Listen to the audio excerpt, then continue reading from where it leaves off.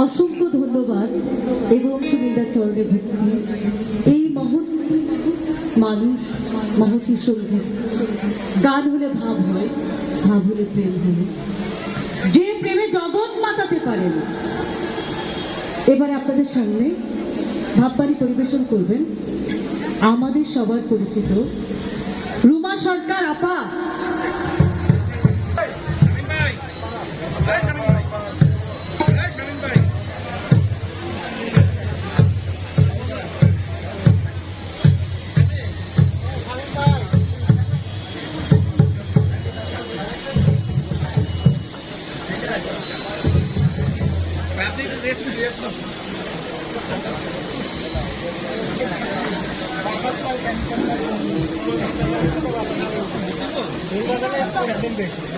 light